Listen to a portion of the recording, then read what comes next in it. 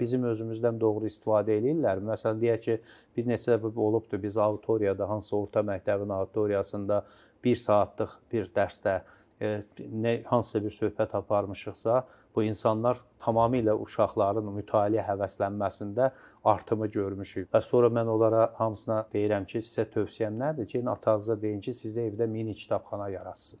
Uşağın kitabxana yaratma bir həvəsini formalaşdırandan sonra o mütləq oxuyacaqdır. Oxumasa, başqa mühitdə ən azı heç nə demirəm, qazanc gəlir, o biri bunları qoyur tərəfə, maraqlı adam olmayacaqdır. Sən istənilən auditoriyada həm də istəyirsən ki, insanların diqqətini yaxşı mənada özünə cəlb eləyəsən, sən ağıllı danışmalısan, ağıllı söz deməlisən, məntiqli danışmalısan. Və ağıllı olmalısan. Və məntiqli danışdığına görə də sənə dəyər veriləcəkdir. Amma sən bir-iki ağzından söyüş çıxacaqsa, yaxınsa bir ədəb ölçülərini gözləyə bilməyəsən, çünki müqayisə aparmağa ədəbiyyat oxumamısan, bilmirsən, fantaziyan zəifdir.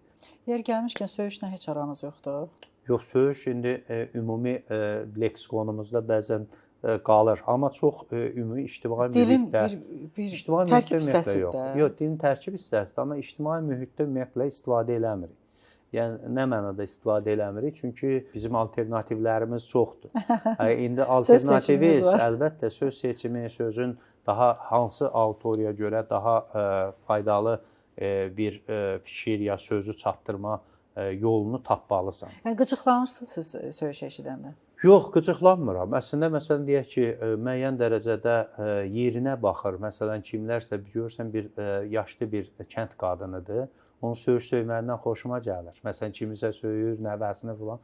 Bu biraz eksotik. Naxçıvanda adətdir. Aynen, bu eksotik bir şeylər alınır. Amma bir yolda keçəndə iki məktəbli bir-biri ilə söyüşlə danışanda bu artıq görürsən ki, ədəbsizlikdir, öyrənməyib. İctimaiyyət arasında ümumiyyətlə insanlar bir-birinə özünün xarakteri üzərindən yox, başqasının dəyərlərinə hücum etməmə üzərindən, ona sayğı göstərmə üzərindən yanaşmalıdır. Yoxsa evdə hər kəs kiminsə tərbiyəsi aşağı ola bilər, amma o evdə özün üçün bunu məhdud şəkildə ört-bastır eləyə bilərsən, amma çölə çıxanda siqaret çəkmək üçün bir şeydir də. Yəni, sən mənim yanımda çəksənsə, mən çəkən deyiləmsə, demək, sənin ədəbin aşağıdır.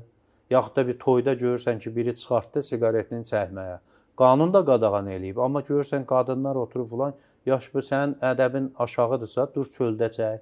Ya sən mənə ziyan vurursan, söhbət özünə ziyan vurmağa, öz cəhənnəmə, öz problemin. Amma mənə ziyan vurduğun həddə artıq mənim sənə etiraz haqqım yaranır. Ona görə də başqasına müdaxilə eləyəcək, başqasının mənəvi arenasını, aurasını pozacaq addım atmaq olmaz. Məsələn, sən futbola gedə bilərsən, futbolda qışqıra bilərsən. Amma yanında qadın varsa, uşaq varsa, sən söyüş söyəsənsə, sabah o qadın stadiona gəlməyəcək.